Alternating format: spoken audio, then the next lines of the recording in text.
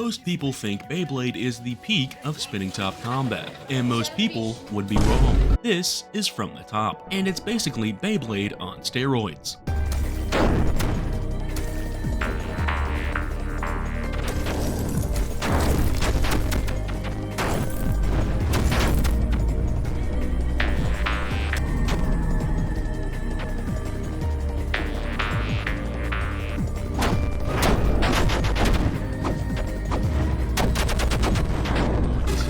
Today, I'm ranking every single top in the game to find out which ones rip and which ones kinda rip. From the Top is a combat roguelite where you literally spin to win. You win by outlasting the enemy, or, ideally, completely knocking them out of the park. A run consists of 3 levels, all ending in boss fights, with a few unlockable characters and items that augment your runs, but we're here for the gear. Like Beyblade, every top is built from 3 parts. The core disc at the top dictates your signature active ability, the weight disc provides a supporting passive, and the driver determines your movement style. Some parts are common while others are completely unique, and today we're finding out which combinations genuinely dominate the arena. So, let's get to ranking. Now, we're talking about tops, but we'll be starting at the bottom of the list and working our way up. But stick around, because the top tops are so broken, they would actually get banned from tournament play. I mean, if there was a tournament, they would probably be banned. Man, I'm gonna break my monitor, I swear! You'll just have to see why in a few minutes. No skipping though, that's cheating. Let's start with the absolute bottom of the barrel. These tops might just get the job done at the small, insignificant cost of your sanity. These tops aren't actually the bottom of the barrel power-wise, but they slow every match they're in to an absolute crawl. For the rest of the rankings, we'll be going one by one, but I'm going to group these tops together because they all basically do the same thing in different flavors of terrible. Kind of like how licorice is technically a candy, but is also still universally upsetting. Guard slime, control slime, and stone slime are, in my humble janitorial opinion, the worst tops in the entire game. Their passive ability, slime, makes them lighter, while also packing a small, fairly noticeable ability that says, leave a trail of slime that slows down any object inside of it. Now, when I read this ability, I immediately think to myself, aren't tops supposed to go fast? Did we come here to have a high-octane match of tops clashing and knocking each other out of the arena? Or are we just entertained by 2 circles lightly touching each other on the cheek for 10 minutes? This ability in this setting is the complete antithesis of why I enjoy this game. I'm all for variety of playstyles, but when the playstyle doesn't let you play, it kinda defeats the purpose of why we're here in the first place.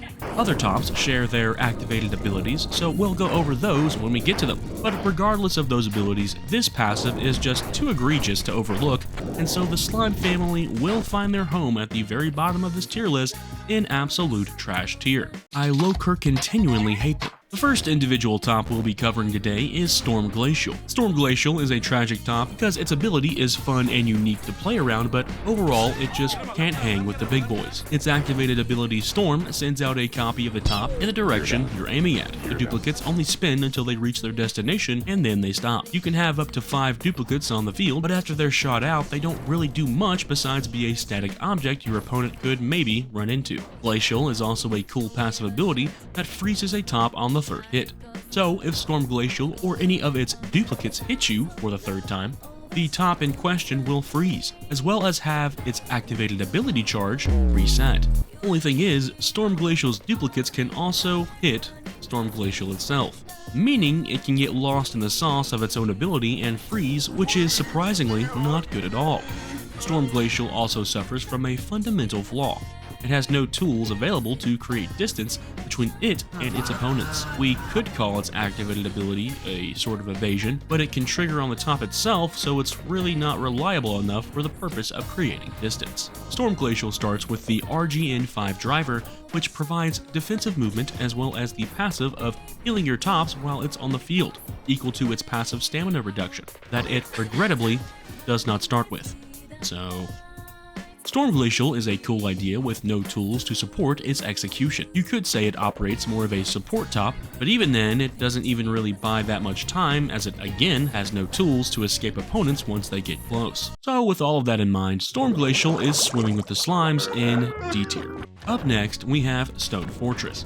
Stone Fortress is the equivalent of giving a mini merry-go-round the ability to earthbend at will. Stone Fortress's ability, Stone, allows the top to spontaneously spawn a giant rock spike at the location of the user's choosing. You can have up to 3 on the field at any one time, and unless the ability is activated again, those spikes will stay there for the rest of the match. Its passive ability, Fortress, grants the top immunity from on-hit effects like the Princess passive, as well as prevents stamina loss from hitting static objects, like the walls of the arena. It also makes the top heavier. The top sports a DEF 20 base like its close cousin, the Guard Shield, making this top a sort of turtle, but like one with a 3-pronged stony trident that it can just poke you with constantly. While Fortress is a heavy defensive top with poke capabilities, the mechanic, in my opinion, isn't all that. While it is useful in some scenarios, the vast majority of tops will just hone in on your location, even with the constant barrage of spikes, and just purely out-damage you, leaving that half shell fully empty.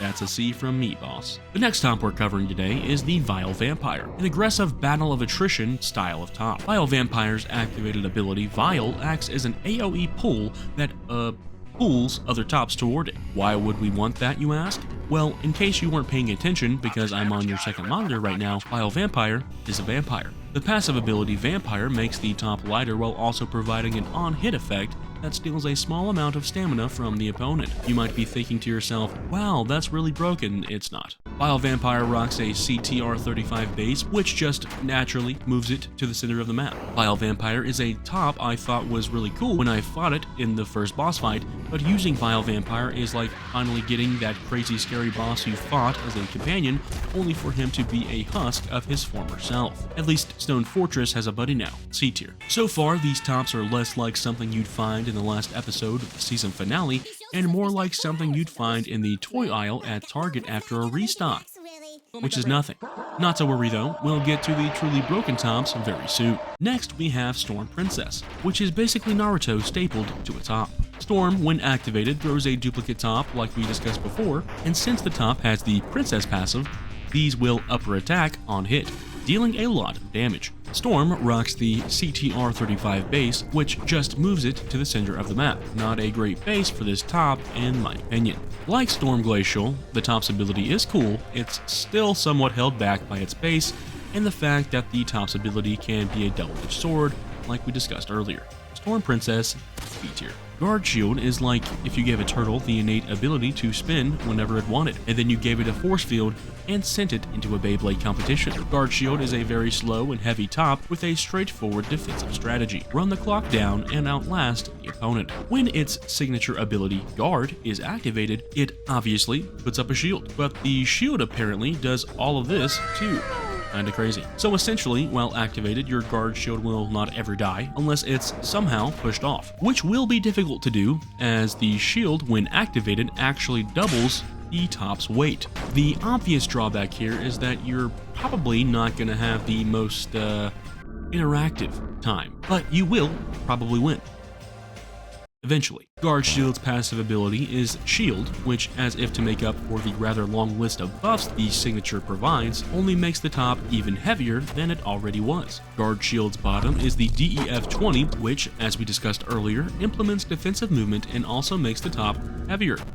Again, defensive movement essentially means when you right-click to move as you would any other top, instead of going towards your mouse, the top will actually just head toward the middle of the arena, further enhancing the top's turtliness. Guard Shield, while providing a very safe, reliable option, is also really boring, as one might imagine. It heals your other tops that have lost stamina in the current fight while in shield form, so it's really a nice support top if you're struggling to make it far in your runs.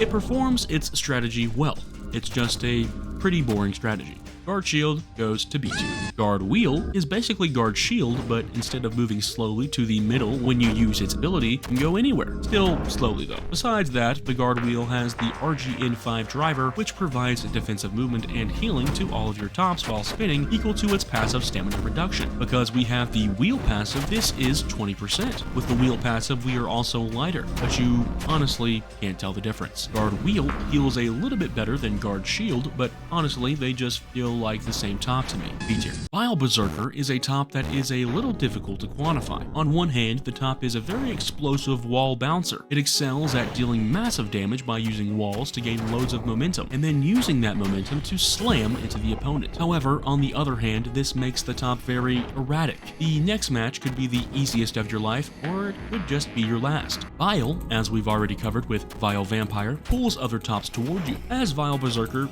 we want this, generally. With correct positioning, we could pull opponents toward us and simultaneously towards a wall where we can wombo combo them for big damage. However, this ability sort of gets countered by the guard ability, as we are a contact heavy top and guard stops that strategy entirely. The Berserker passive makes the top unbalanced, which is what gives it that weird spin.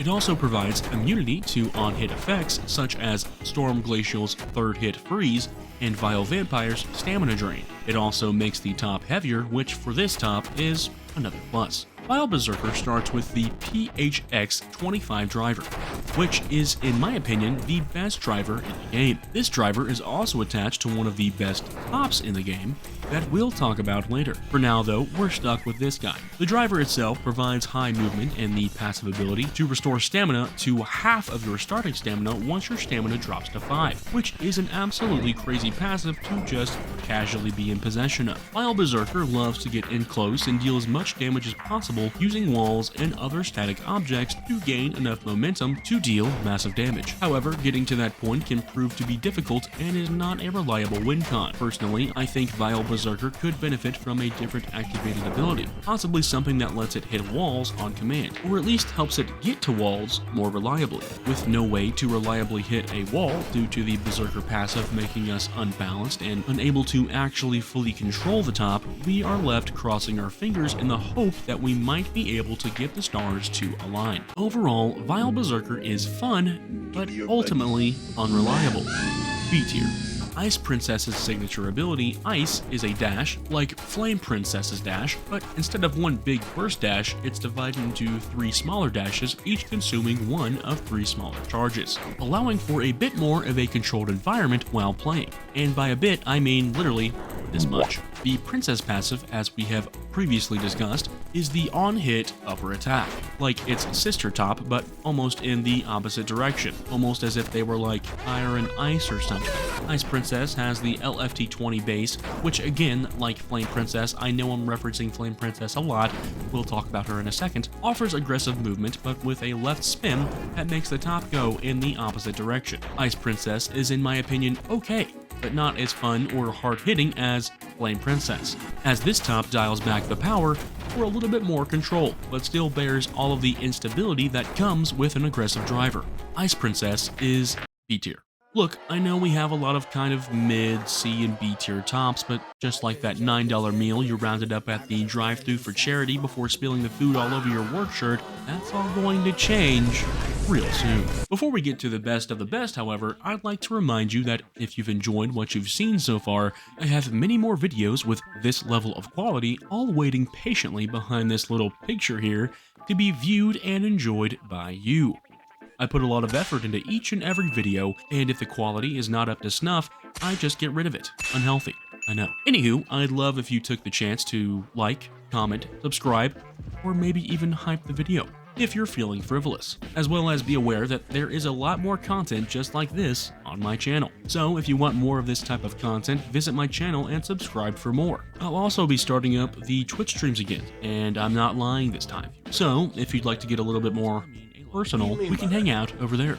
Next we have Flame Princess. Flame Princess is a very fast-paced, aggressive top with high speed, high damage, and not a lot of stamina. Being almost the complete opposite of Guard Shield means the only reliable thing about Flame Princess is that it will spin when it hits the arena. What happens next is anyone's guess. This feast or famine property the top possesses makes it actually pretty fun to play. Flame Princess's signature ability is Flame. When Flame is activated, the top will aggressively dash towards your mouse, operating as a very strong spike ability that will either do a lot of damage to your opponent, completely knock out your opponent, or completely miss your opponent, and all of that damage and or knocking out will instead happen to you. Flame Princess's passive ability is Princess. Princess says whenever you hit something, you'll do an upper attack, which again basically means you'll do a lot of damage. The top's driver is the AGR-18, providing aggressive movement. Typically, with Flame Princess, the top will head in a counterclockwise circle, and the longer this path remains unimpeded, the faster the top gets. Flame Princess is an all-or-nothing top that excels at accelerating the pace of the match in your favor or the opponent's. Both outcomes are entirely possible. Regardless, it's still very fun to play, and it feels pretty friggin' awesome when you manage to pull off a team sweep with it. Flame Princess goes in A tier. Control Wheel, in my humble janitorial opinion, is the absolute paragon of a spinning top. And from the top, stamina is the lifeblood of your tops. It determines how long your top will be on the field, if you haven't guessed by now, how much of a beating it can take, and by extension, how much damage you can do to the opponent. Control Wheel has stamina in spades, as he has the most base stamina out of any top in the game, with a whopping 50 stamina. For reference, most other tops start with anywhere from 20 to 30 stamina. Control Wheel's signature ability is Control. When Control is activated, the top moves to the mouse's location. This might seem simple, but what it doesn't say is that it basically turns the top into a high-speed torpedo with immense control. This can enable some crazy combos if you're good enough. It honestly feels like what you expected your Beyblade to do when you let it rip in middle school. Control Wheel is not without its weaknesses, however. Anything that slows or pulls tops hinders Control Wheel greatly, as it needs momentum in order to make use of its signature ability. While his ability is very versatile, it can be a double-edged sword if you get a little too wild with it, as it makes him a lot more floaty. Control Wheel's passive is Wheel, which makes him lighter and gives him a 20% passive stamina reduction, which is obviously pretty good when you have 50 stamina. Control Wheel's driver is the STN-50. Don't know what that stands for, but I know what it does, which is further supporting the top strategy by increasing movement and stamina. Control Wheel is a perfect example of a good beginner top, while also leaving plenty of room for growth, offering a decently high skill ceiling to those who, in layman's terms, get good. Control Wheel is an excellent top that sets the bar for what's expected of every other top. Control Wheel is A tier. Ghost Wheel is fun the first time you play him, as he can essentially just carry you through the entire game with a couple of upgrades. He serves as a good backup if you're struggling with tops that have hard-hitting abilities, like Vile Vampire or Ascended Dragon, which we'll get to later. Ghost Wheel's ability, Ghost, allows the top to become ephemeral, meaning other tops will just go right through it. If you hold the ability long enough, you can actually expel a decent-sized blast that pushes tops away from Ghost Wheel and coincidentally off the arena. This ability is very good against aggressive tops, as proper timing means they will always overshoot and miss their big abilities, often leading to them dealing damage to themselves when they hit a wall, or it could just lead to them missing the entire arena and falling off the map. And if they don't end up falling off the map, you'll be right there to finish the job. Ghost Wheel's passive is Wheel, being exactly the same as Control Wheel, lighter, 20% less stamina reduction. In the context of Ghost Wheel, the passive buys you more time to get the placement you need in order to flick your opponents off the battlefield. Ghost Wheel's base is the CTR-35, which only serves to move the top to the middle of the field. More often than not, this is the best place to be with Ghost Wheel, although you could swap this out with a different driver that allows you to have a little bit more control over your top's movement, allowing you to get up close and personal with your flicks. Ghost Wheel is pretty fun and low-key a troll pick that's, at the very least, mildly useful in 60 to 70% of matchups. A tier. Now we get to the best of the best, the cream of the crop, the S-tier tops. Up first, we have Flame Garuda. Flame Garuda is actually just Flame Princess on a full PED cycle, as it effectively eliminates all of the weaknesses of Flame Princess while keeping all of the top strengths and, in my opinion, even improving on them. Flame Garuda, obviously, having the ability Flame, brings massive damage to the tabletop, allowing for the big spiky plays we all know and love. But here's where it gets interesting. The passive ability Garuda allows the top to float when it's outside of the arena. Yeah, so basically Garuda is almost impossible to knock out. I say almost because it's still possible if you get unlucky or just get absolutely blasted, but for the most part, when you get knocked off the arena, you'll just float back up and aura farm your opponent to death. 世界に痛みを神羅転生 These two abilities work extremely well together as they provide multiple options to answering opposing tops. Going up against a Vile Vampire? Well, I'll just dash off the map while you pull so you can drag yourself along with me. Going up against a Shield Guard or Stone Fortress? I'll just spike you into the arena. But wait, we haven't even gotten to the base yet. Flame Garuda sports quite possibly, which I believe I already said this, the best base in the entire game, that being the PHX-25. providing high movement and that effect that says, once per battle, when stamina reaches 5, regenerate to half stamina. So if we start at, let's say, 60 stamina and somehow don't finish the fight before 5, we'll just casually go back up to 30 and look pretty cool while doing it. Flame Garuda is an absolutely insane top with a top-tier toolset, allowing it to do basically whatever it wants. Crazy plays, bait-and-switch comebacks, attrition, this thing has it all. And for that terms and conditions amount of reasons, Flame Garuda will be our first S-tier top. Up next, we have Ascend Dragon, which is one of the most fun tops to play. It's the biggest top with the biggest damage with the spikiest ability. Ascend Dragon's ability allows the top to, ascend, I guess. It goes really high in the air for about 1.3 seconds and then comes crashing down at the area of your choosing. This ability absolutely chunks other tops and for the most part, straight up one-shots them. However, that power comes with what some experienced gamers would call a learning curve. The Dragon passive just makes the top bigger, actually the biggest in the game. Turns out this is pretty good when your top is cosplaying as the moon in Majora's Mask. Don't do it to me. I beg you. No. Nothing. You have nothing to do with this decision.